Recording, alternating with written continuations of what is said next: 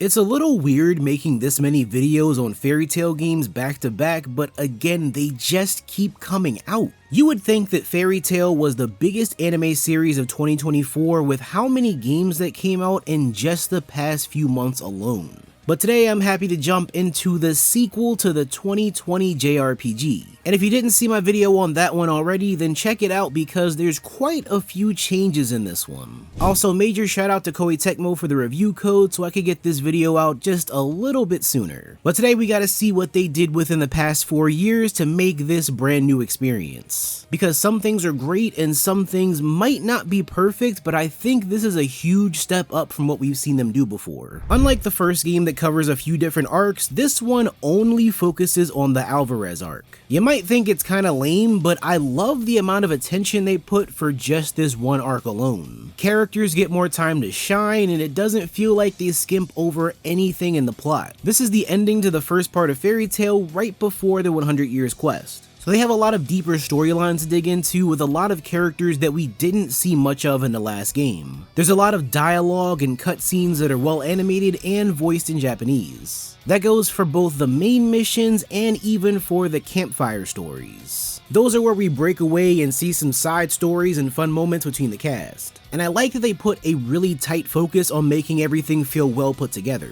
You unlock even more of these scenarios as you level up your team, so if you're a person who wants to see all the little interactions, then that's gonna make you want to play even more. But just keep in mind that a lot of the meat and potatoes of this game are gonna stick with the main story. And we'll get more into that in a second. 4 years after the first game, I feel like the developer Gust is starting to find a better identity with these games. The animations feel fresh, the environments are larger, and it's even more fun just to explore. As you move from one area to the next, you'll find plenty of items and upgrade materials. Even when your path is blocked off, you have the chance to come back, find new items, and face tougher opponents. And I love that they let you defeat enemies quickly if your level is already higher than theirs. Closer to the end of the game, it came in really handy for some level grinding. The combat is a little more engaging now, but I still wish we could move around the battlefield. I mentioned before how I thought it would be more like the Tales series, but that's just not the case sadly. However, that doesn't mean they didn't have a lot of great ideas that went into this. In the first game, eventually it felt much better to just turn on auto battles and forget about doing too much. That's when things were turn-based and you will be repeating a lot of the same moves. It was slower and it wasn't action-packed like I was hoping it would be. But this time, most of the fights are super quick.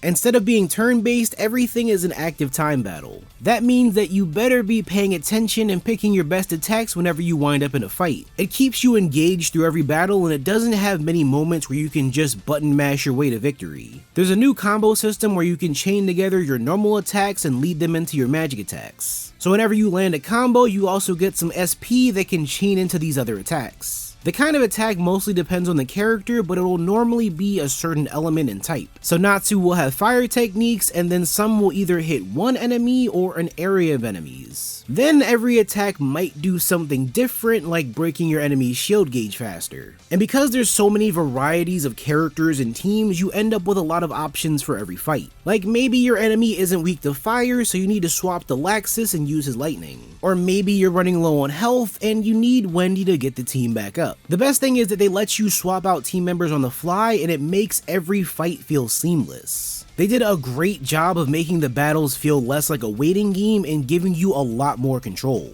The fairy rank system rewards you for everything you do in a fight and lets you chain even more abilities. One of them being the extreme magic attacks that bring in some of the other characters to either deal extra damage, give some buffs, or heal up the team. Mix that together with the awakenings and the unison raid techniques and you always have something new to try out in every battle. They roll out even more skills and abilities as you make your way through the story, and some even come after you finish it. This might not be exactly what I wanted the battle system to look like, but I really do think it works out well. It's a good line between the turn-based combat they used to have and something that feels a lot more hands-on. They don't even have an auto battle function anymore, and I never felt like they needed to have one. even though they easily could have done it for the hell of it. In between battles, you can head to campfires to rest up or watch some of these episodes. That's where we see small interactions between each character. It doesn't add much to the overall gameplay, but fans always love seeing these kind of scenes. They're a nice little break between the main story, and it gives you a reason to upgrade characters, because some episodes stay locked until you get far enough in the story or level up to a certain point with each person. The only thing that felt weird to me is how they handle the side missions. We still have the usual fetch quests where NPCs will ask you to bring them a random item, but you normally expect more quests that make you do things like defeating certain enemies or some kind of puzzles. The first game had a decent amount of it with the request board, so it's weird that they don't have much of that here. However, the weird thing is that might not be a bad thing. Like, yeah, I would have liked some extra content because I genuinely love the new combat systems. But I also would hate it if a lot of the side quests were put in there just to fill in time and not do much else. The campfire stories give you the satisfaction of side plots just without the gameplay. And of course, they're totally optional. So if all you wanted to do was play the main story, then you're in luck. There is some other side content, but it's at the very end of the game instead of being sprinkled in. After you finish the main story, there's 4 chapters of side content that has you fighting more powerful enemies and doing fun side stories. They're all pretty lighthearted and focus on the fun side of characters like Gildarts, Brandish, Gray, and Juvia. I kinda wish these didn't come after you already finished the game, but it's good if you want to build out your characters. Even after you finish the main story, you'll need to grind out a little bit more so you can max out all the skill trees. Then there's all these other collectible pages and clues that you can find in these new areas. It's like a reward for anybody who enjoyed the entire journey, and I did have a decent time playing through this. The question is, would I recommend that you give Fairy Tail 2 a chance? Well, if you're already a fan of the series and you're interested in seeing how they handled the Alvarez arc, then I think that's enough to keep your attention. And if you played the first game but didn't really like the battle system, then this might be a bit more up your alley too. Just expect for most of the gameplay to focus on the main plot until you get the extra stuff afterwards. It may not have as much replay value as a game like Fairy Tail Dungeons, but we could talk about that another time. Let me know your thoughts on it in the comment section down below. Subscribe for more videos just like this one, and I'll see you all in the next video.